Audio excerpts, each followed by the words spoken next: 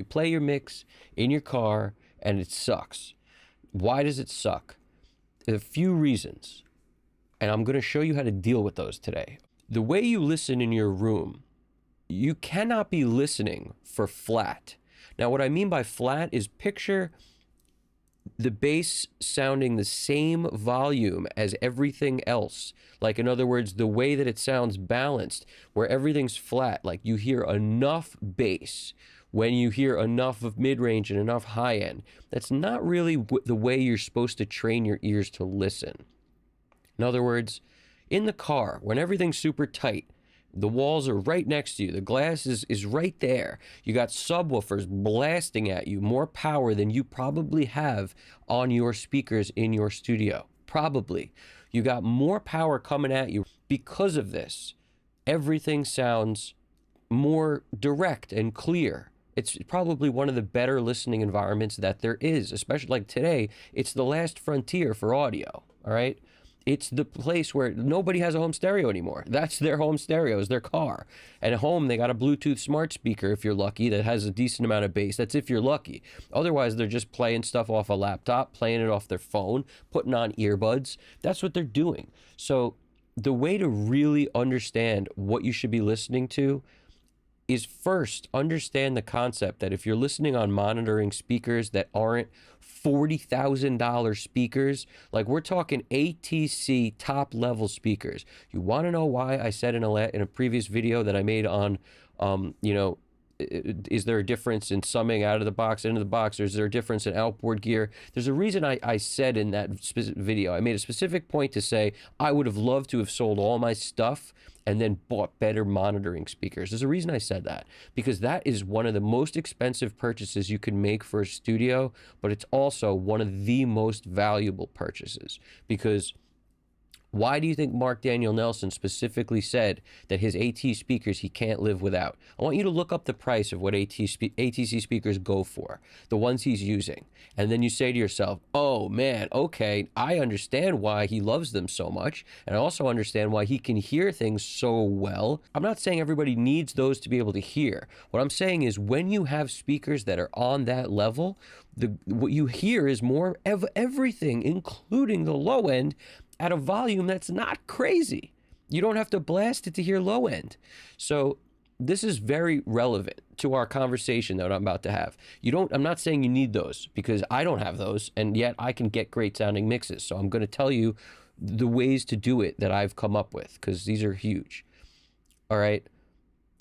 The fact that the speakers won't produce the amount of clear low end information that you need means that you have to train your ears to understand that the bass is going to be at a lower level in your studio when it's the right volume. You can't be listening for flat. You have to realize that it's like this, but I know with the flip of the camera, I would probably have to go like this for it to make sense, I think. Yeah. Well, anyway, I'll edit that out if it's not right. But the point is, you have to realize the low end is going to be significantly lower than the rest of the music in your room.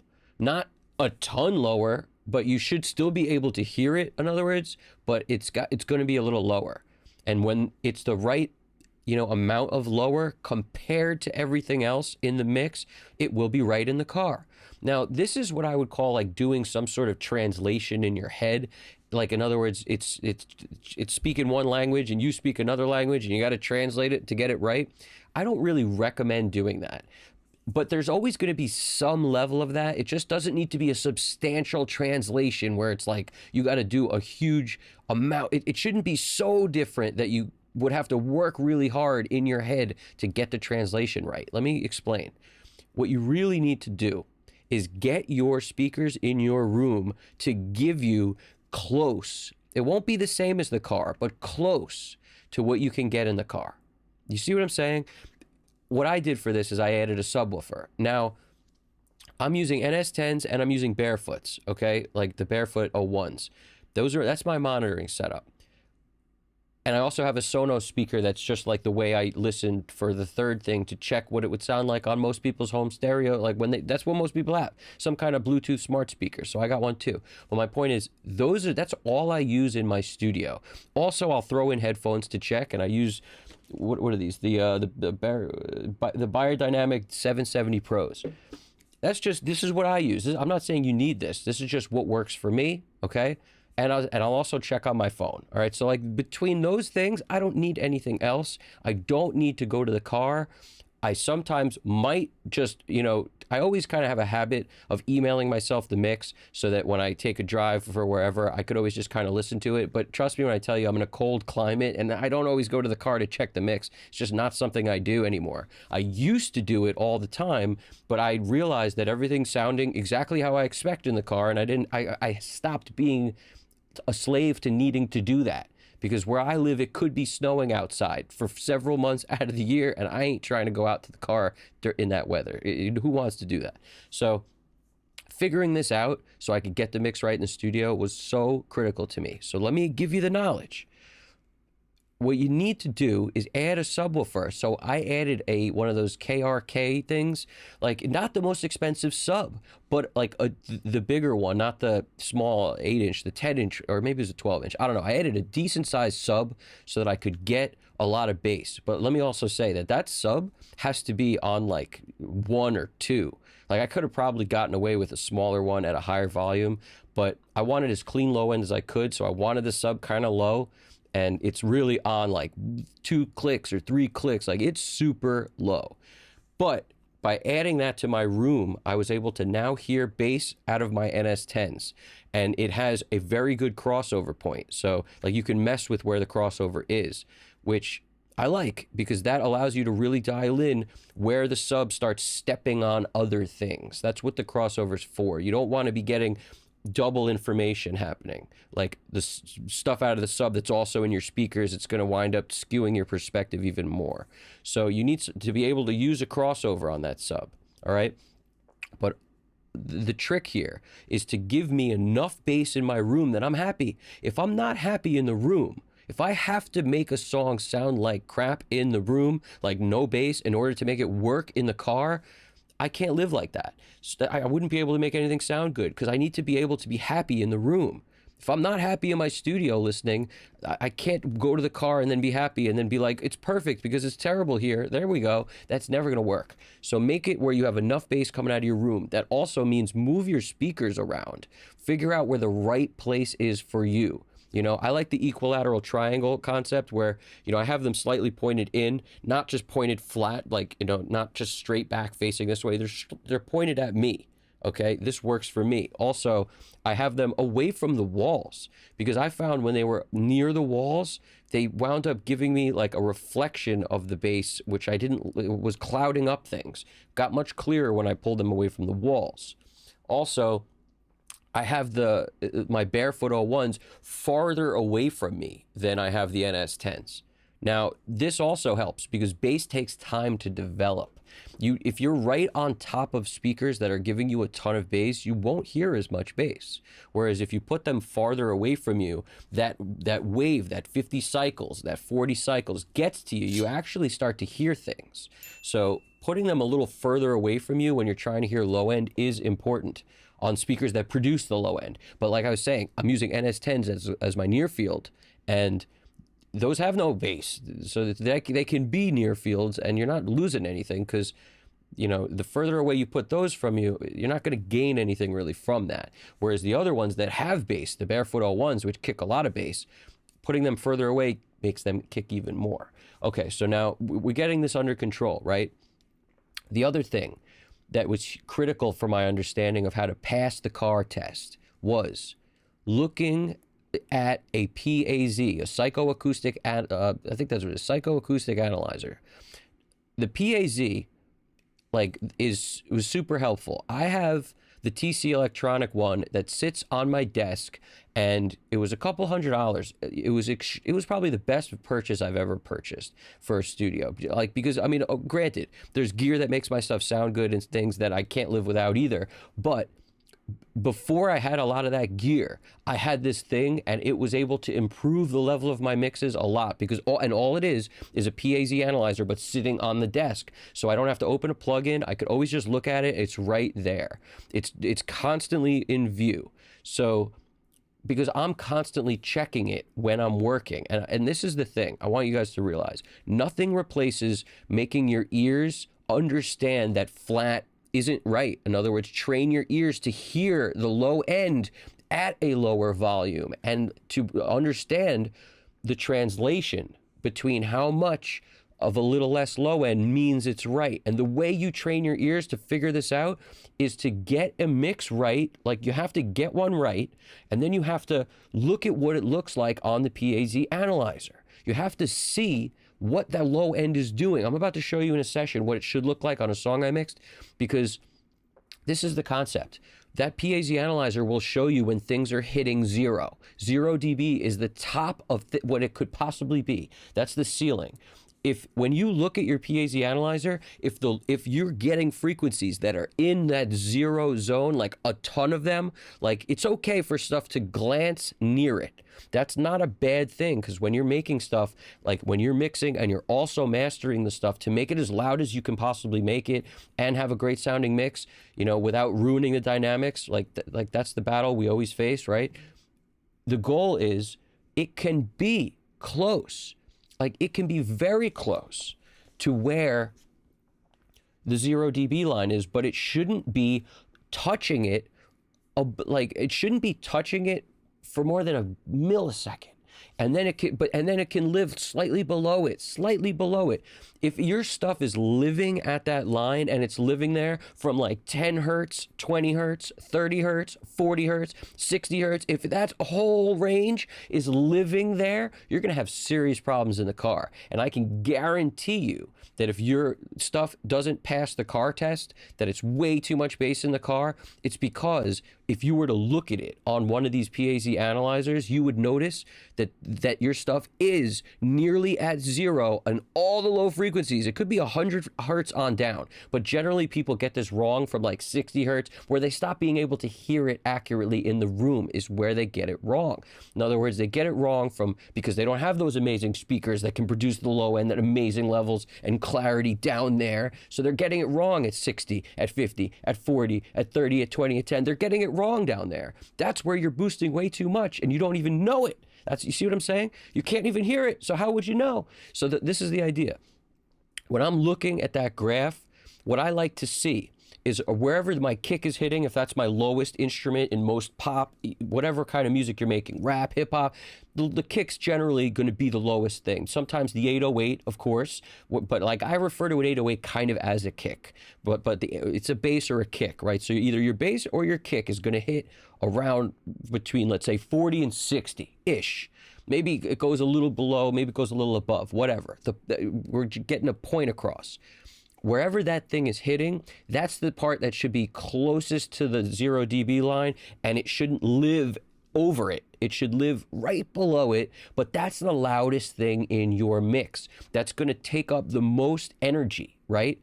When you start going down below wherever that is, that loudest thing in your mix, that should not stay at the line. It should start getting slightly lower after that. So in other words, if 50 hertz is your loudest point, let's say, below that, 40 hertz should be a little lower, 30 should be a little lower, 20 should be a little lower, 10 should be a little lower. You shouldn't have a flat situation where 20 hertz is the same volume as 50 hertz and 10 hertz is the same volume as 50 hertz. You shouldn't have that, because the lower the lower the frequency, the lower the hertz, the more room they take up. So that means if your 10 hertz is clipping at your top of your metering on the PAZ, you'll never be able to get a good sounding mix.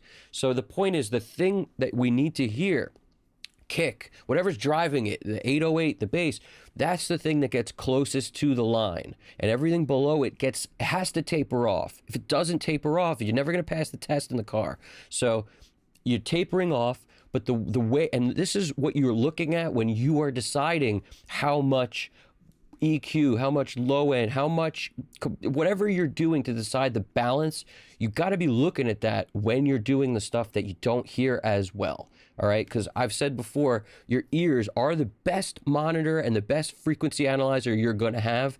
But when your ears can't hear all the stuff because you don't have the ability to reproduce it in your room accurately, you got to trust something else. And that's the only way to avoid guessing and checking. So this is what I started to do. I started to look at things like that.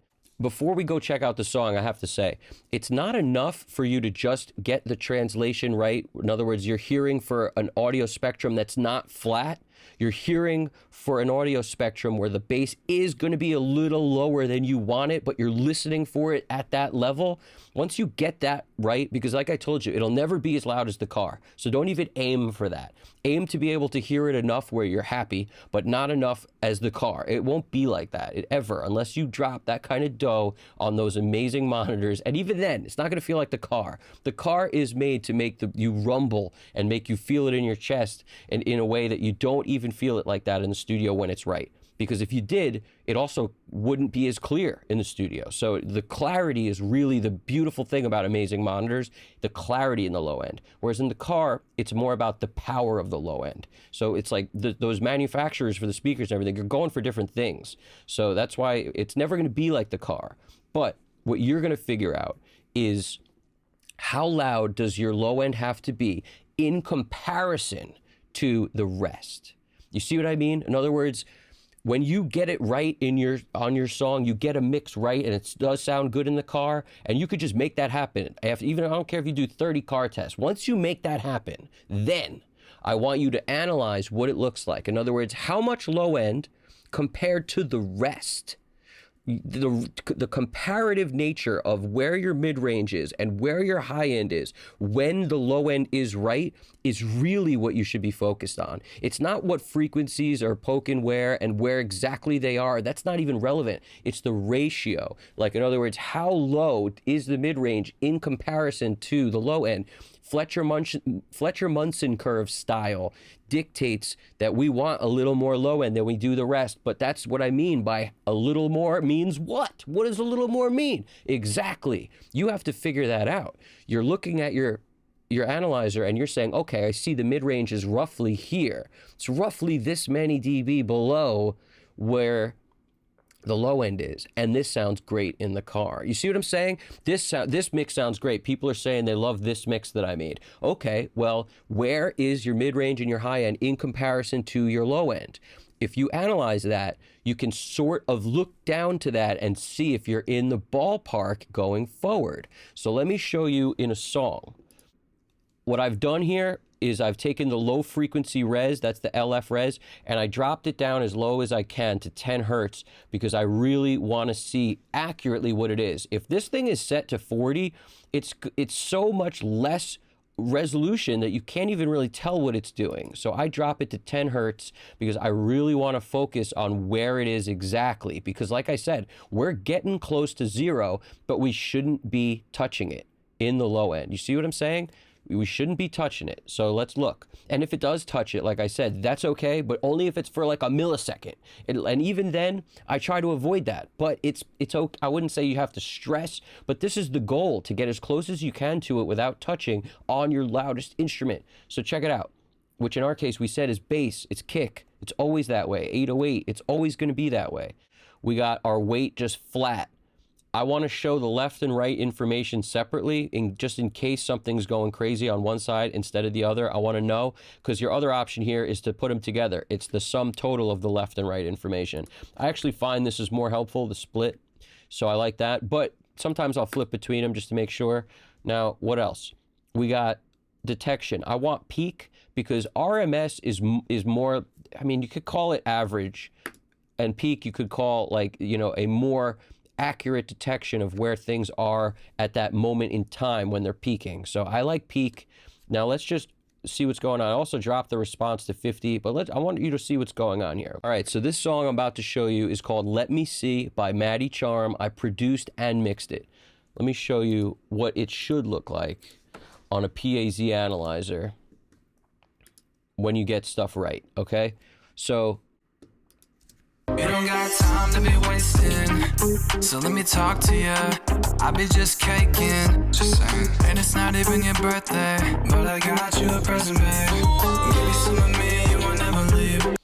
Now, what are we noticing? First thing I'm noticing is that this 50 hertz is my loudest spot, as you could tell by the graph, because it grabs it. I also notice is that because this is the lowest spot, look, this is up here is 0 dB.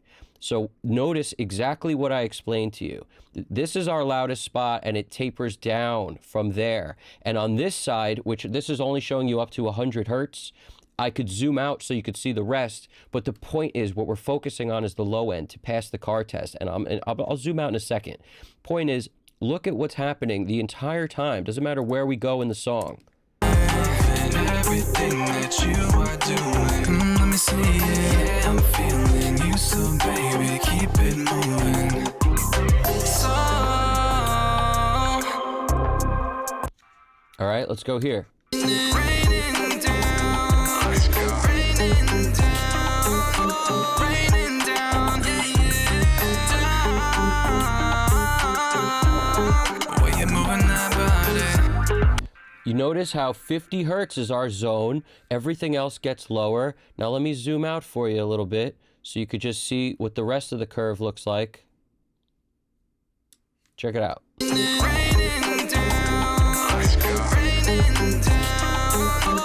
I reset the graph so that we can start from nothing, because I often do that too. If you make changes in your mix, reset everything so that you can get a new line of what really stuff is, because that's going to be critical. Here we go. Ready? So before the first verse. You don't got time to be wasting, so let me talk to you. I be just caking, just saying. And it's not even your birthday, but I got you a present, babe. Give me some of me, you won't never leave. Give me some.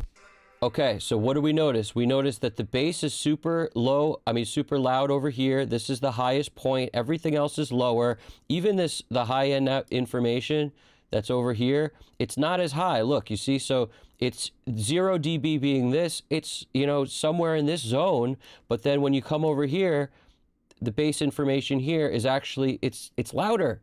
It's a little louder there. It's not a ton louder, but it's a little louder. And this is in the right zone too. It's lower than this pointy kick area, but it's not crazy different, all right?